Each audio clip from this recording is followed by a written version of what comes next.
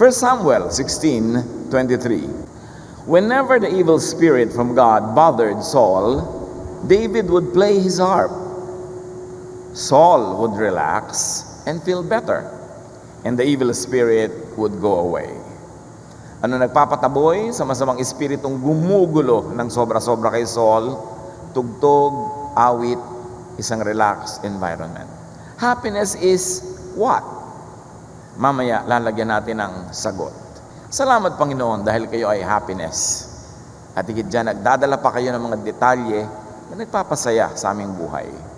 You want us happy, you want us peaceful, you want us relaxed. Thank you Lord that you want to give us rest. Maunawa-nawa namin ang mga itinuturo niyong mga prinsipyo para ito'y magganap sa pang-araw-araw na buhay. Be our speaker, our healer, our guide. We seek you, Father, in the name of Jesus, your Son, our Lord and Savior. According to studies, negative emotions become negative energies that block other energies. Yung emosyon, isang intangible spiritual state but becomes physical, that manifests in the physical world. James 3:16, for where you have envy and selfish ambition, there you will find disorder and every evil practice. And that disorder is not only in our relationship with one another, it is also a relationship of our various body parts with each other. Nagkakaroon ng disorder ang creation outside of us and inside our bodies pagka meron tayong mga negative emotions.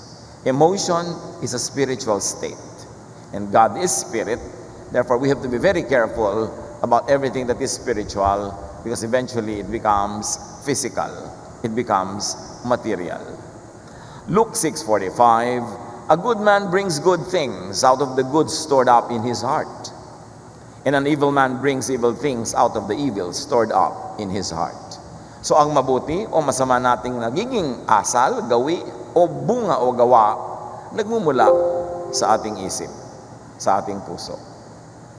Kung mabuti ang laman ng ating isip, ng ating puso, mabuti ang bunga. Pag masama, masama rin ang bunga. Negative emotions become negative energies that block other energies, disrupting bodily functions and destroying tissues, causing disease. At maging itong hiwagang ito ay napapatunayan progressively by science na sa mga pasyente sa mga ospital under observation, yung mga masayahin o masaya o may nagpapasaya, may mga dumadalaw, may mga umaaliw, mas maganda ang reaction nila sa medication, mas mabilis silang gumaling kaysa doon sa mga malungkot, malulungkutin, o mga niwala man lang kadalaw-dalaw. Proverbs 14:30, a heart of peace gives life to the body, but envy rots the bones. Envy is an emotion, it is a feeling, it is a thought, but it rots the bones. It has physical effects. Kaya pagka ang mga tao ay marami mga negative emotions, galit, puot, inggit, selos, takot, masasakitin ang kanyang katawan. At hindi ito madalas nakikita sa Western style medicine kung saan everybody is a specialist. Ang nakikita lang nila specific body parts, not the whole body, in fact not the whole person, including the emotion. Proverbs 17:22, a cheerful heart is good medicine, but a crushed spirit dries up the bones. Ang taong masasayahin, ang taong mahilig at madaling gumawa ng kasiyahan, malakas ang resistensya sa mga sakit. At madaling gumaling kung nadadapuan man ng sakit. Kung meron sa ating mga masasakitin, panahon na para suriin ang paraan ng ating pag-iisip. Ano mga emosyon ang hinahayaan nating magtagal, mamugad, manirahan sa ating puso?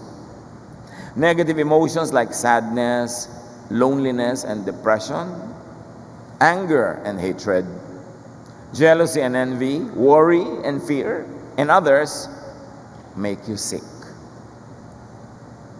Science tells us that, the verses tell us that in a wonderful way. So beware of anything that gives you negative emotion.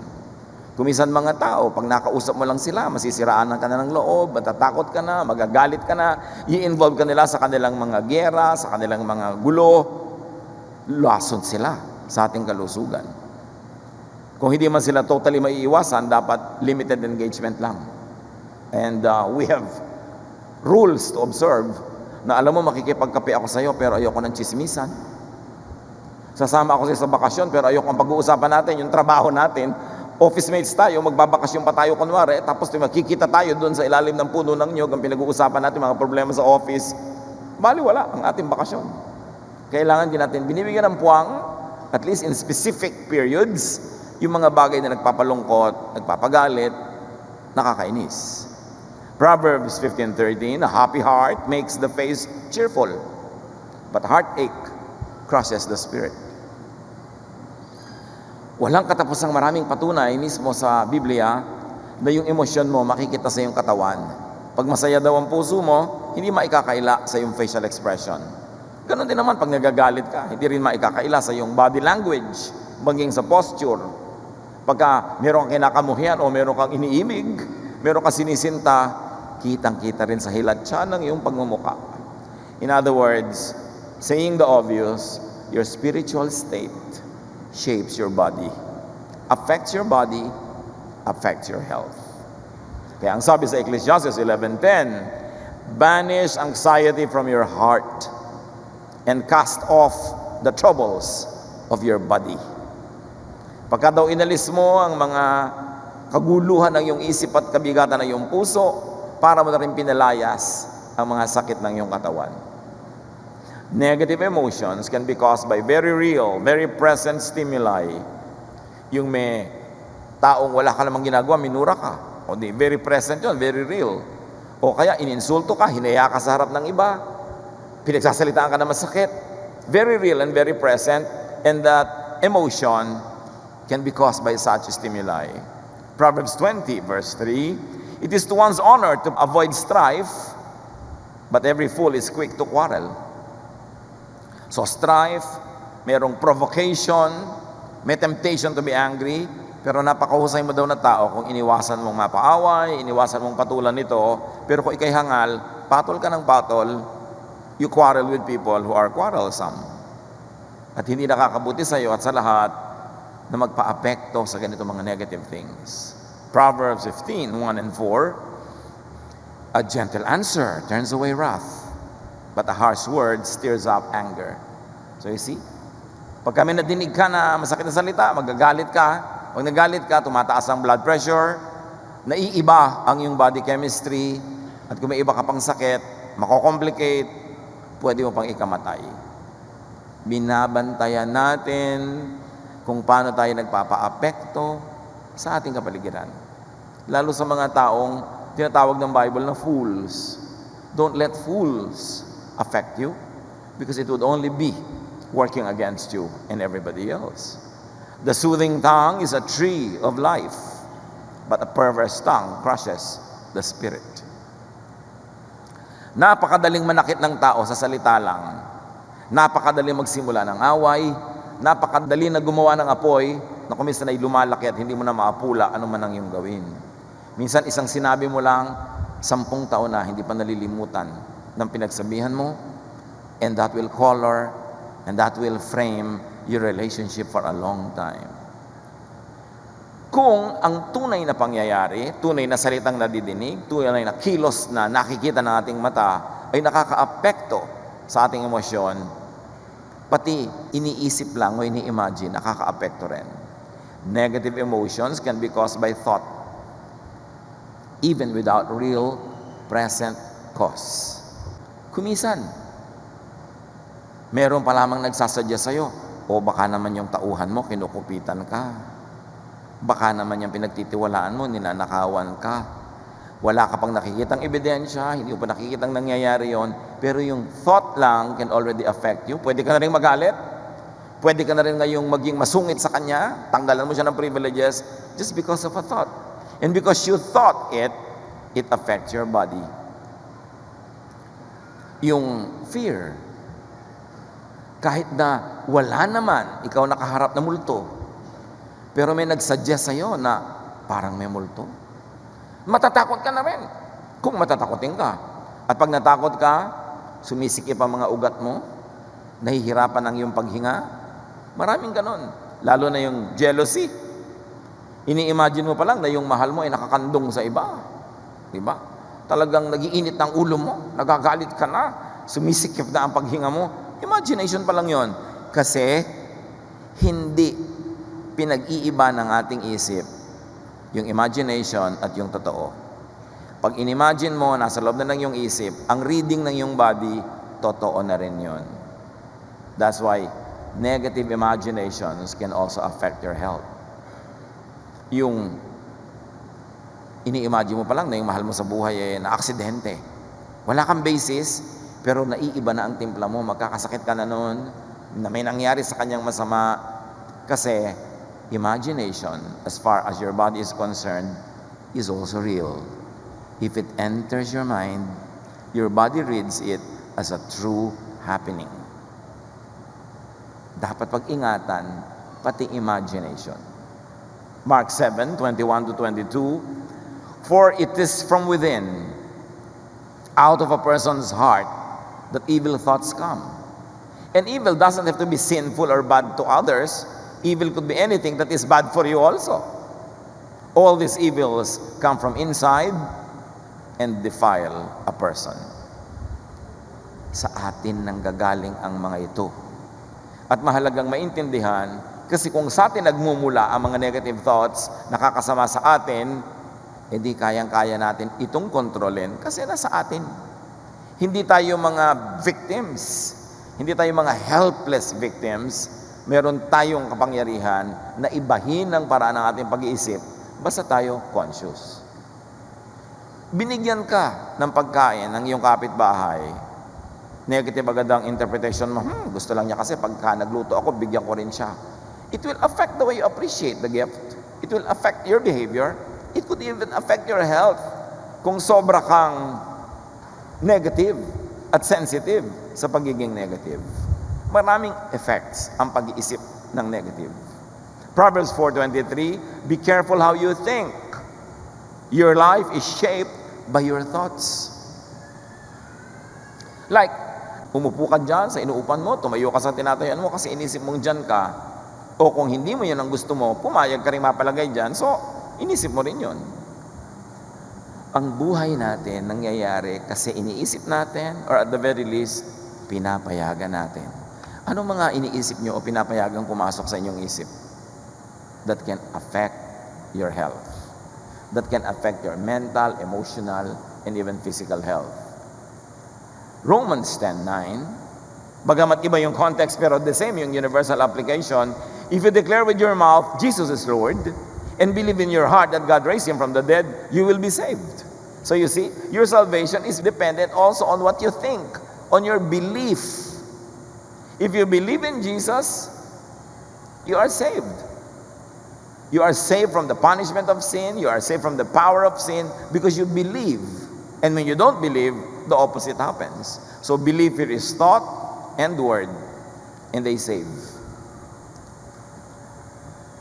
Hindi natin ito lagi napapansin kasi nalilibang tayo. We don't always notice invisible things. But remember, we are spirit. God is spirit.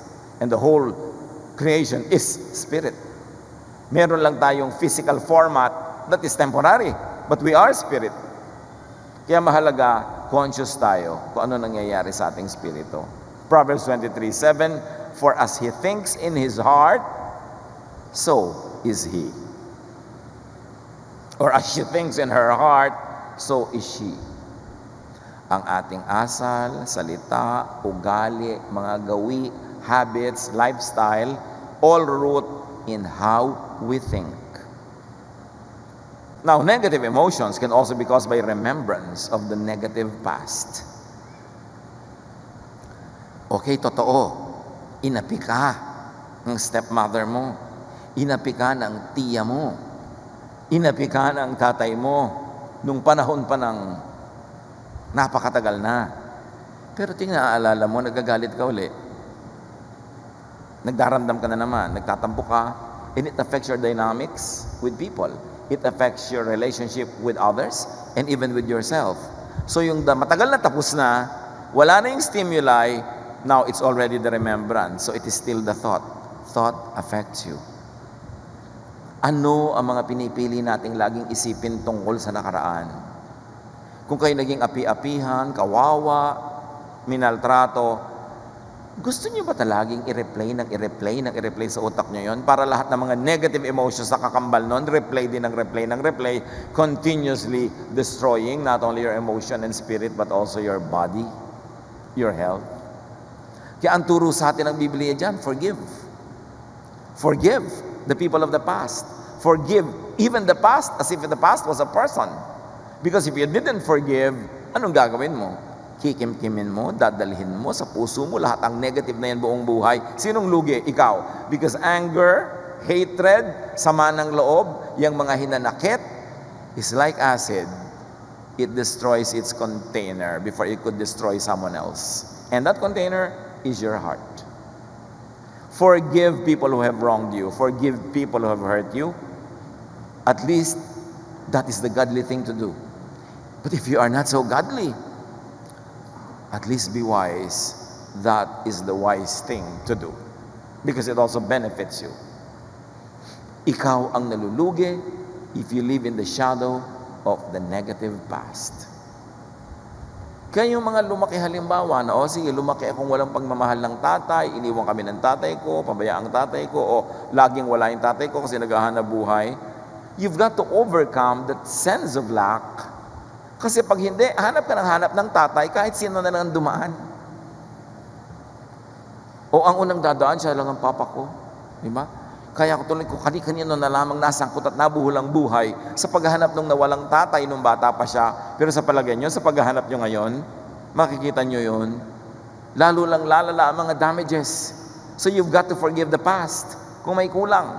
At hindi naman masamang maghanap ngayon, pero huwag naman yung kahit na lang saan at kahit sino, para na lang magkaroon. Kasi lalong nagkakaroon ng damage. 2 Peter 1, 5-9. Make every effort to add to your faith goodness. And goodness, we want to apply it in terms of in thought. Goodness in thought. And to goodness, knowledge. Add knowledge to how you think. And to knowledge, self-control.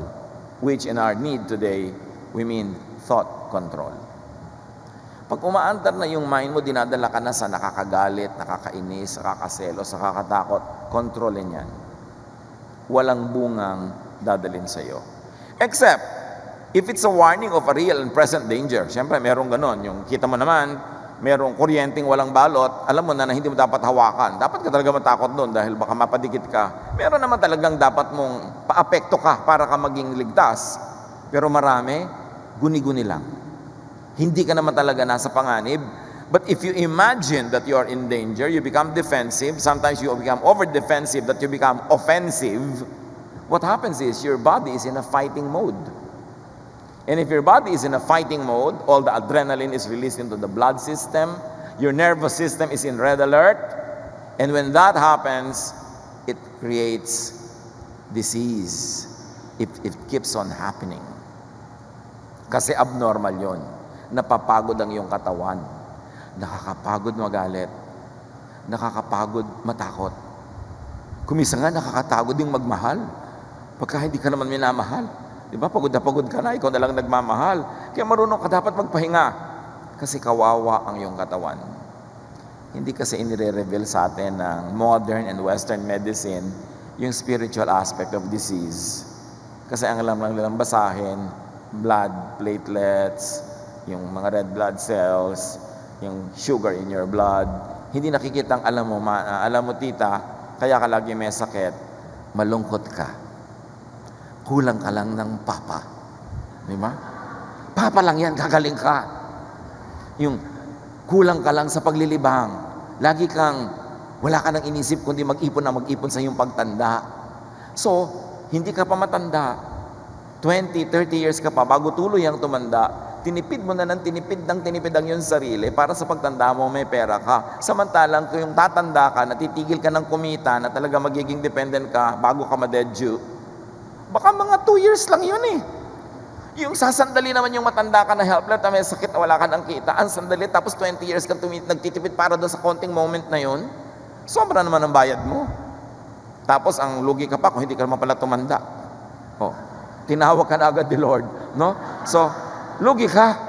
Kaya kailangan marunong ka magpahinga, marunong ka mag-enjoy sa buhay. Although naghahanda ka ng konti para doon, pero hindi ka nabubuhay para lang maghanda sa retirement. Kailangan kasabay ang buhay mo. You live it now. That you don't suspend your life today, all in preparation for tomorrow, which may not even come. Verse 8, for if you possess these qualities in increasing measure, they will keep you from being ineffective and unproductive in your knowledge of our Lord Jesus Christ. And we mean knowledge into peace. Our knowledge of Jesus Christ should lead into peace of mind, into a restful spirit. Kasi yan ang pangako niya, come to me all of you who are tired and heavy laden, and I'll give you rest. So knowing Jesusness should lead into more and more restfulness, more and more peace, more and more relaxation. Dahil ang pangako ni Lord, peace and rest. Hindi rest in peace, ha? Peace and rest. So, hindi yung lalo ka nagiging relihiyoso, mas stressed ka. Kasi wala ka nang inisip na kulang ka, makasalanan ka, paparusahan ka ng Diyos, eto na ang impyerno. Yung nakapokus ka lagi sa parusa, nakapokus ka lagi sa kasalanan, nakapokus ka lagi sa kulang, you will never be able to rest. Rest is in doing your best, but when your best isn't enough, you know that God's love covers what you're gonna do, that God's love covers your imperfections. This is not a license to live wantonly and to live in carelessness, but this gives rest when you realize that yes, God is holy, God is perfect, God wants you to be holy, God wants you to be near perfect if possible, but God also remembers that you are dust. And God sent His message through Jesus, that God loves us no matter what. God wants us to be practically godly in our life, but in case when we fall, that's why they say, if we confess, He is faithful and just to forgive us. When you admit your need for God, and when you admit your humanity and frailty, the grace of God abounds. Yun lang ang nakakapagbigay ng pahinga, mga kapatid. Lagi ko itong ine-emphasize kasi sa 40 years of ministry na inyong lingkod, napakarami ko nang nakitang tao na nung lalong naging religious, nung lalong naging involved sa church, nung lalong naging outwardly godly, lalong gumulo yung loob, lalong nahati, lalong naging victim ng guilt, naging victim ng hypocrisy at pagtatago, kasi magkaiba yung expectation sa kanya at expectation niya sa sarili at yung reality on the ground ng buhay niya. Hindi niya yun nare-reconcile, itinatago na lang niya, kaya marami tuloy hati ang loob. That's why many religious people see psychiatrists. Nagkakaroon sila ng schizophrenia kasi puro guilt, guilt, guilt. Yes, we should strive to live as sinlessly as possible. We should live righteously as much as possible. But when we fall, when we are short of God's glory, we must never forget that that's why Jesus came. Not to be abused, but to be correctly used when needed. At doon tayo napapahinga. Kailangan ang religion, kailangan ang religious service, activity, and learning lead into appreciation of God's love and to peace. It inspires you to give your best and to do your best, but to accept yourself at times when your best doesn't come out. And in fact, sometimes it is your worst that does come out. Importanteng maunawaan yung dynamics ng ating personal achievement in righteousness at yung achievement na si Jesus lang ang nakakapagbigay. Kaya sa pagtagal-tagal ng ating pag-unawa sa salita ng Diyos, lalo pa nating idinidiin yung Jesusness, kasi pag hindi yun ang binigyan mo ng number 1 na pansin, malilibang ka at susunod ka sa kung kani-kanino mga requirement, kung kani-kanino mga utos, matatakot ka sa mga parusa na pinapataw nila sa mga pagkukulang na yan, at hindi mo matatamasa ang ibinibigay ni Jesus na pahinga. it is important to understand that our thought should not dwell on the negative, not dwell on punishment, not dwell on hell, not dwell on all of these things that scare us. That's why Jesus says, "Fear not, I have overcome the world."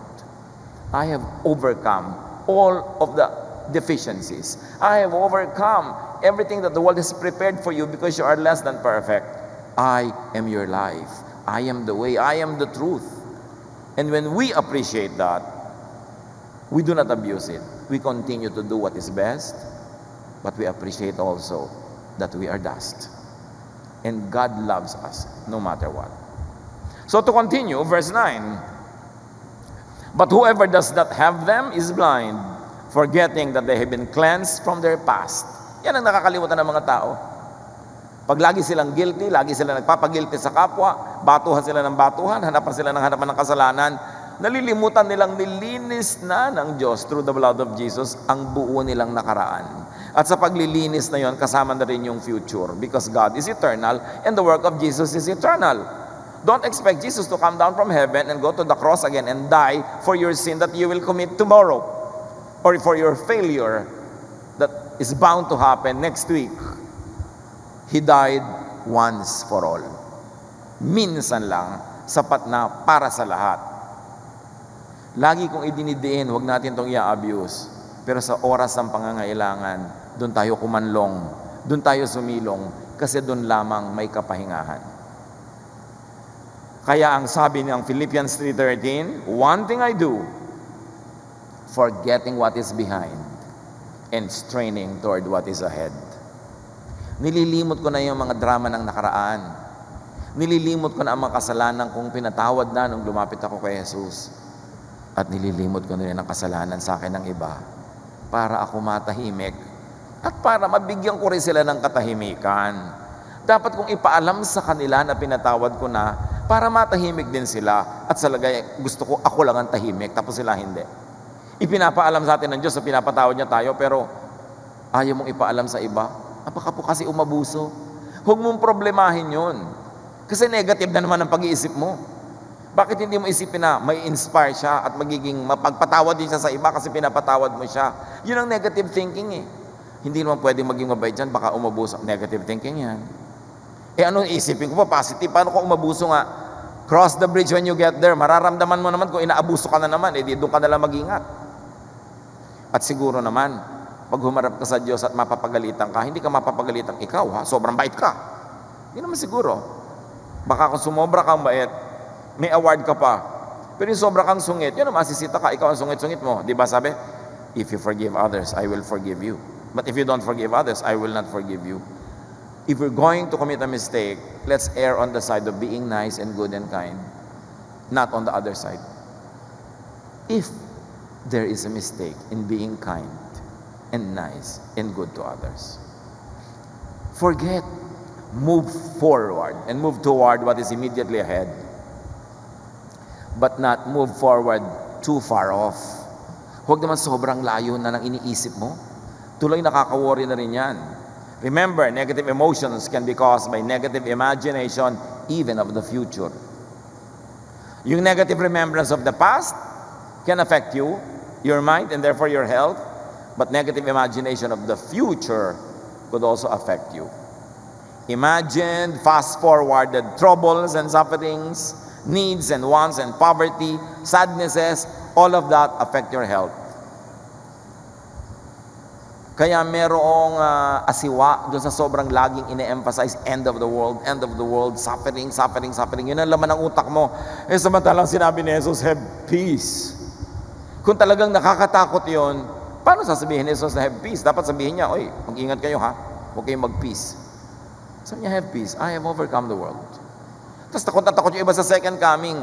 Sino ba yung darating? Di ba si Jesus? Anong nakakatakot doon? Dapat kung coming ni Satan, matakot ka. Second coming of Jesus, pati ni pinapanakot. Kaya nga napakarami tuloy na relihiyosong tao, demoralized. Kasi takot ang nagiging bunga ng kanilang pananalig. Matthew 6:34, therefore do not worry about tomorrow, for tomorrow will worry about itself. Each day has enough trouble for its own. The blessings of God is always enough for today. But when you worry about tomorrow, next week, next month, it will not be enough because you're going to have to divide the blessings for today for so many days that have not come yet. Kaya ang tinuturo ni Jesus, live for today. It's not wrong to have a general plan for the future, but do not be obsessed with it because you don't know how the future will unfold. If it will fit the very details of your very, very anxious plans. Proverbs 27:1, do not boast about tomorrow, for you do not know what a day may bring forth. You do not know. You have only today. Yesterday is a negotiated check. Tapos na. Tomorrow is a promissory note. And you know what happens to promissory notes? Sometimes they don't happen. Only today is cold cash. Live for today. Don't worry about the past and the future. Sabi ni Percy Bysshe Shelley, an English poet, we look before and after. No? Not now. Look before and after and pine for what is not. Our sincerest laughter with some pain is fraught. Sabi niya, our sweetest songs are those that tell of saddest thought. When you always are concerned with yesterday and tomorrow, not living for today, you will not be happy. Your happiness is in living your life now. Because right now, all the provisions you need are available. But if you worry about next week, then you can worry.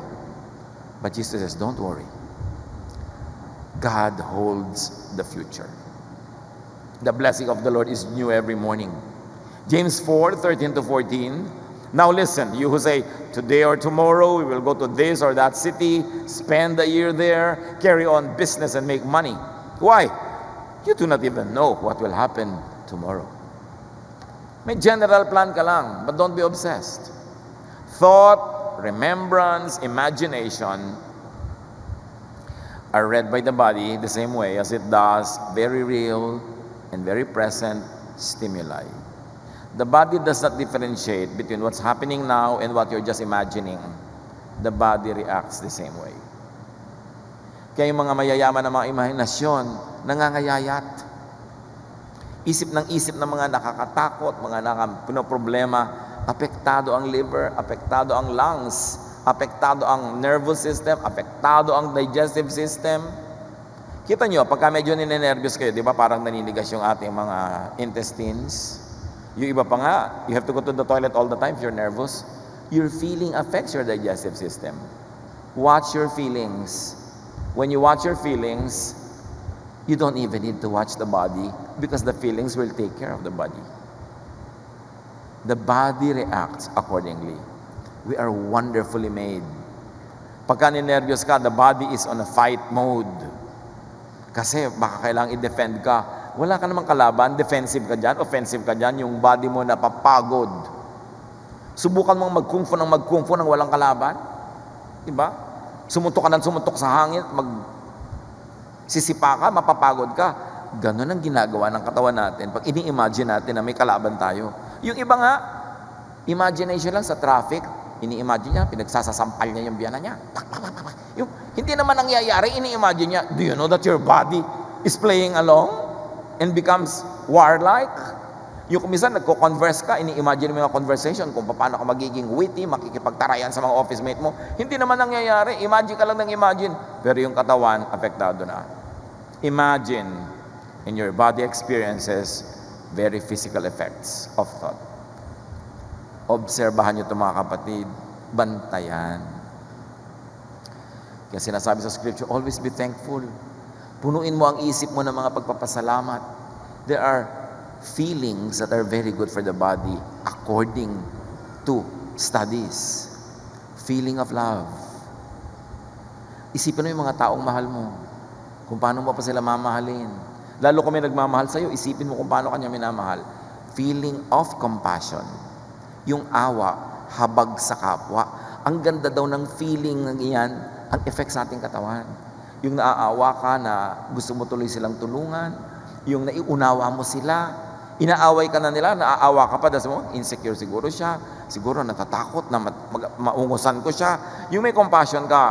So, thankfulness, gratitude, compassion, appreciation of beauty, all of that is very good for the health. Yung nanonood ka ng horror, can you imagine how it affects you? Na may mga bitukang biglang bumubulwak-bulwak, tapos 3D kasi, pumupulupot pa sa leeg mo. So, ano magiging effect sa'yo ng mga ganun? Manonood ka na nakakagalit? Manonood ka ng mga teleserye? Na isa lang ang nakakaalam kung sino ang tunay na ama ng bata. Tapos yung isang yun, lagi nanganganib ang buhay niya, hinakabul siya ng masasamang tao, ng mga maligno, mga naman lupa. Gusto mo siyang mabuhay, pero ang dami niyang kalaban para mabuhay. Tapos mayroon isang kontrabidang pagkasama-sama, lahat na ng impacto sa buong daigdig tumira sa kanya. Ang sama-sama niya. Tapos, isang taon kang galit na galit doon sa kontrabida na yon, isang taon kang worried na worried para doon sa mabait. Tapos on the last episode, doon ka lang sasaya. Dahil doon lang masasagasaan ang piso ng kontrabida na ito, di ba? At doon lamang lalabas ang napakagandang katotohanan tungkol sa kawawang batang ito. Isang taon ka nagdusa para sa isang araw na ending na masaya. Tapos itatanong mo sa akin, Pastor, bakit po lagi masakit ang ulo ko? Ano ang pinagpapapanood mo? Anong pinagkakakanta mo? Di ba? Napakahalaga, hindi natin nababantayan. Fix your sight, your attention, your thought on Jesus.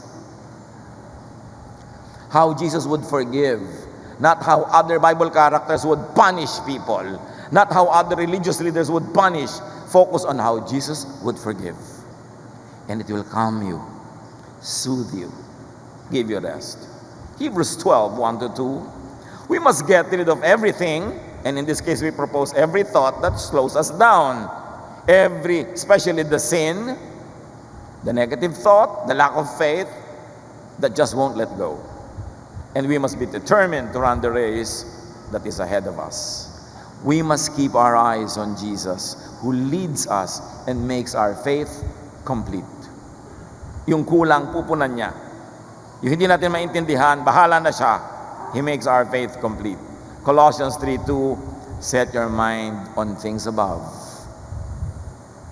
on what brings peace.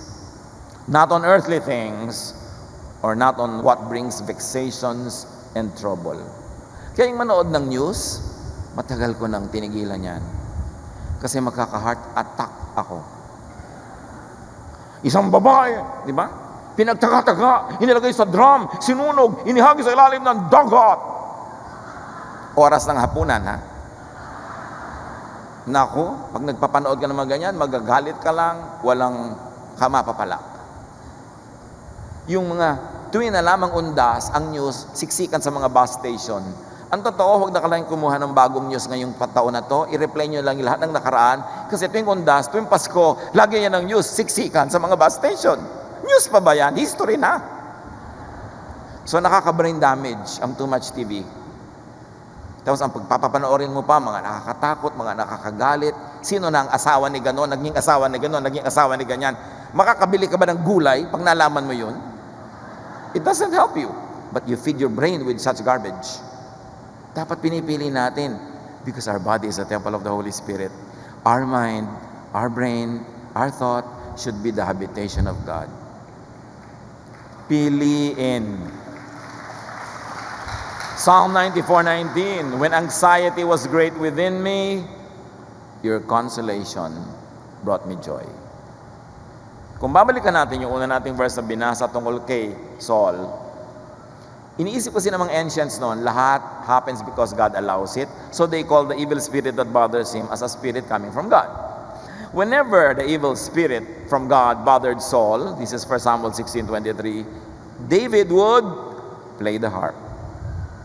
Saul would relax and feel better, and the evil spirit would go away. Hindi umalis yung evil spirit, therefore nakapagpahinga si Saul. No, baliktad. Napahinga siya, umalis tuloy yung evil spirit. Hindi ka pwedeng tirhan ng masamang espiritu pag relaxed ka, pagpahinga ka, pagpayapa ka. Kaya ka tinitirhan kasi ang gulo mo.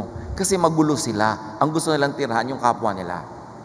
Pagpayapa ang loob mo, mapagpatawad ka, tahimik ka, you are serene like a pond without blemish on its face, allergic sa'yo ang mga evil spirit.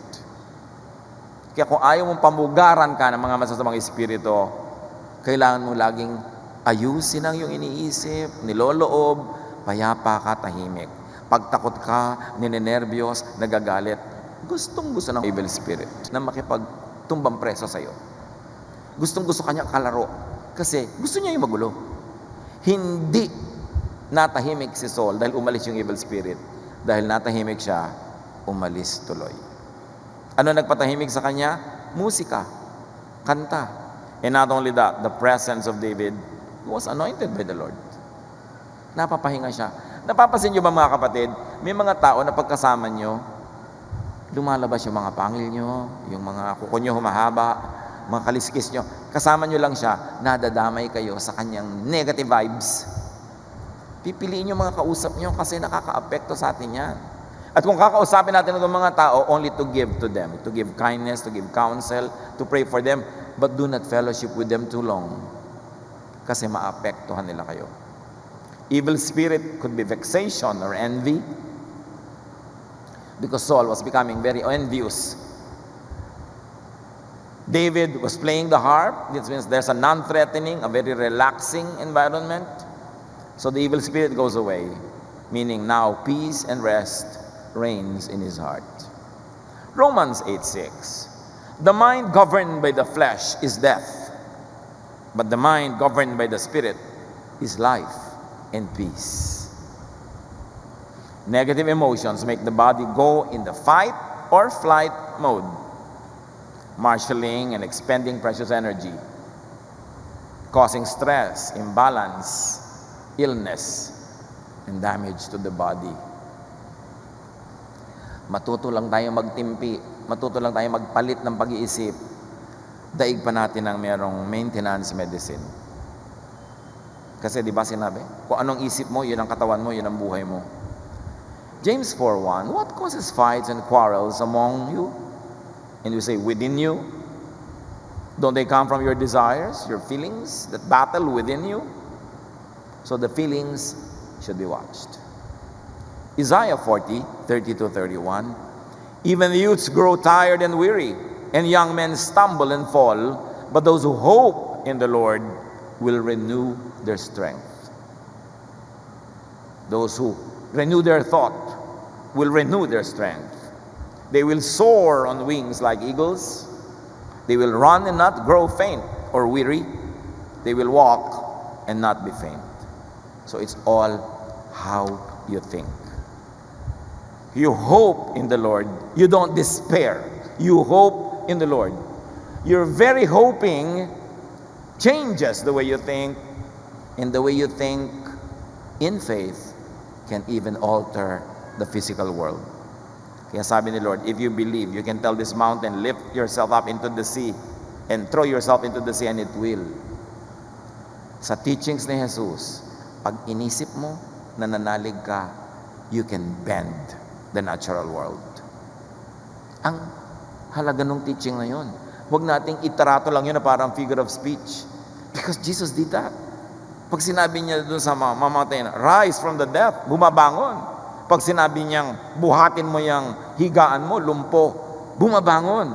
Nananalig siya, at ang pananalig niya, pinapasunod ang natural world. Can you imagine that power, that energy available to those who believe? Because we were created in God's image. And now the Spirit of God fills us, and that power is so underused because we are deceived into thinking that we are powerless, that we are victims of what happens around us. 1 Peter 5:8, be alert and of sober mind.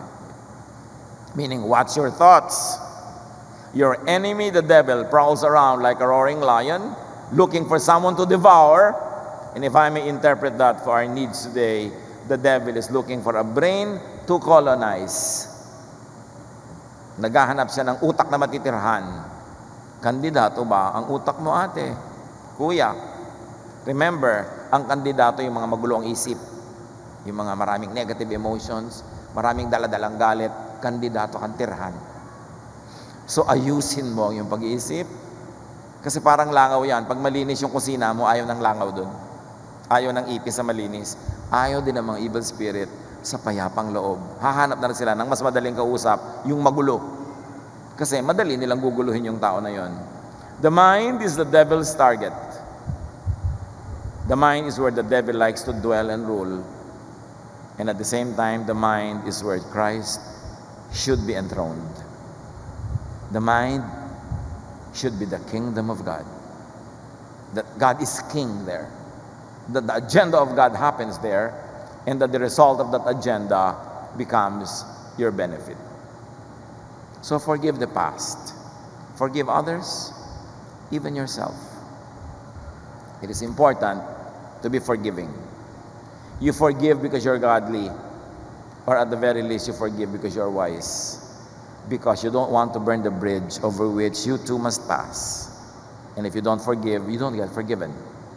If you carry this load in your heart, you become a candidate for the habitation of the devil. So kailangan laging maayos.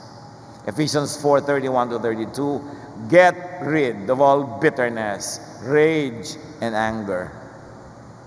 Be kind and compassionate to one another, forgiving each other, just as in Christ, God forgave you. And just to review, do not worry about the future. The future is in God's hands. Philippians 4:6-7, do not be anxious about anything, but in every situation, by prayer and petition, with thanksgiving, present your requests to God. And the peace of God, which transcends all understanding, will guard your hearts and your minds in Christ Jesus. It's very interesting that the Bible very often differentiates and delineates the heart from the mind. And there has been very interesting scientific experiments that seem to show that the heart has a mind of its own, a memory of its own. That's an altogether different topic. But for now, be positive, be hopeful about the future. Total, so, Pastor, I don't know about the future. Yun nga, you don't know, tapos nagwa-worry ka. Alam niyo, sabi sa Bible, no eye has seen, no ear has heard, no mind has conceived what God has prepared for those who love Him. Yun ang isipin mo. Ang ganda ng bukas ay hindi pa sumagi kahit sa pinakamakating imagination. Walang ideya mga tao. Wala pang nakita, nakarinig, nakaguni-guni kung gaano kaganda ang inihanda sa atin ng Diyos. Yun ang ilaman mo sa iyong isip, hindi mga negative. Romans 12:2, be joyful in hope. So we fix our eyes not on what is seen, but on what is unseen. Since what is seen is temporary, but what is unseen is eternal. Ang paalala ng Philippians 4:8-9, ito ang isaisip nyo. Whatever is true, noble, right, pure, lovely, whatever is admirable, if anything is excellent or praiseworthy, think about such things.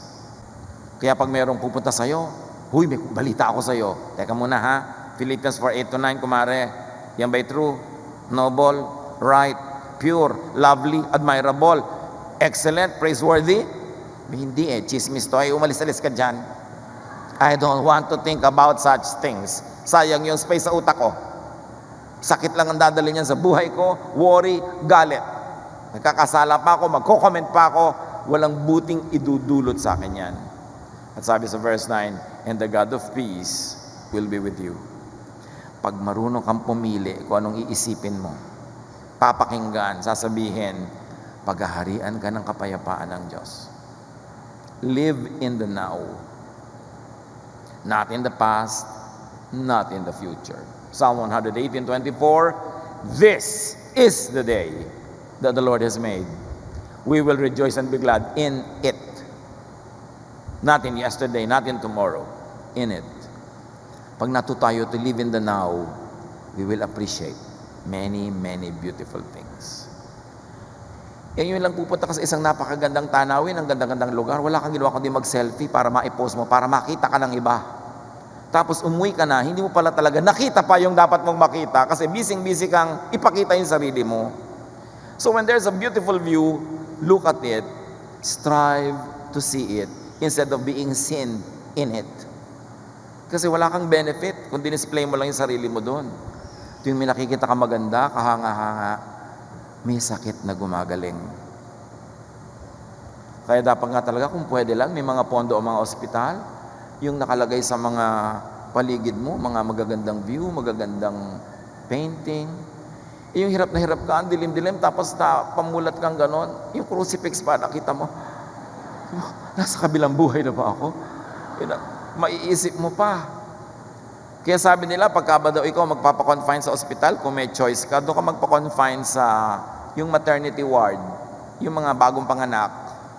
Kasi masaya ang mga dumadalaw doon, may mga dalang lobo, may mga dalang mga pagkain.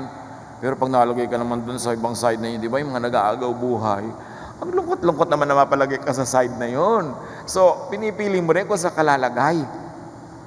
Yung nakakatuwa, yung maganda, kasi nakakahil yun. Why? Because God is beauty. Beauty heals. Beautify your environment. Beautify your surroundings. They make you healthy. Lamentations 3:22-23. The steadfast love of the Lord never ceases. His mercies never come to an end. They are new every morning. Great is your faithfulness. Yan ang pangako. Tuwing may bagong araw, may bagong pagpapala. So hintayin mong dumating yon bago mo gastusin yung pagpapala na yon. Yung binigay sa iyo ngayon, pang today yan, at kasya yan. More than kasya pa. Let others enjoy positive emotions. Huwag mo silang killjoyin. Set others free to enjoy positive emotions. Pag may taong nananahimik, meron kang bad news, huwag mo ibigay agad. Baka kakatanggap lang niya ng 3 sunod-sunod na bad news, ikaw ika-4th, baka hindi na niya makaya. Kailangan, bago ka magbibigay ng nakakatakot, nakakalungkot, nakakaalala, makiramdam ka muna kung kaya niya. Baka ang dami na niyang load ngayon. Kung pwede mo namang bukas mo na ibigay yung bad news, bukas na, matulog man siya lang ngayong gabi. Sometimes, may magte-text sa'yo talaga mga 9 p.m. namatay si ganun. Malayo naman, wala ka naman magagawa para siya tulungan. Gusto ko sabihin, hindi ba pwedeng bukas mo na sabihin yan? Para nakatulog naman sana ako ngayong gabi. Yung, wala na akong magagawa. Ipapaalam mo pa sa akin right now. And there is no practical use to knowing it right now. Won't you be so kind as to let me sleep? Kahit ka mag-anak, kung sasabihin ng iba, uy, namatay yung gano'n. Sabi ko, pwede ba bukas nyo na sabihin? Dahil nagpapahinga na siya ngayon, wala na rin naman siyang magagawa. Sana may maitutulong pa siya. Yun yung kindness. You let people extend their rest, extend their happiness. Hindi yung wedding ngayon, ng taong ito ang saya-saya, meron kang bad news, sa kalagitaan seremonya, sisingit ka pa, hindi mo na, pwede ba mamaya na? Pasayahin mo na muna siya. Kasi ang dami-dami nating dalang mga kabigatan at hirap sa buhay. Dapat magtulungan tayo para gumaan-gaan yan. And what do you do with people who have wronged you? Forgive them. As we have already said before. Luke 17:3, if your brother or sister sins against you, rebuke them. Kung sa'yo talaga yung kasalanan, ikaw yung victim, ikaw yung naapektuhan, you can rebuke. Pero hindi ka naman apektado directly, hindi ka kasali, huwag kang rebuke ng kahit sino na lang. At sabi, and if they repent, forgive them. Help others have and enjoy positive emotions. Yun ang ating magandang pananagutan sa isa't isa. Let them enjoy positive emotions.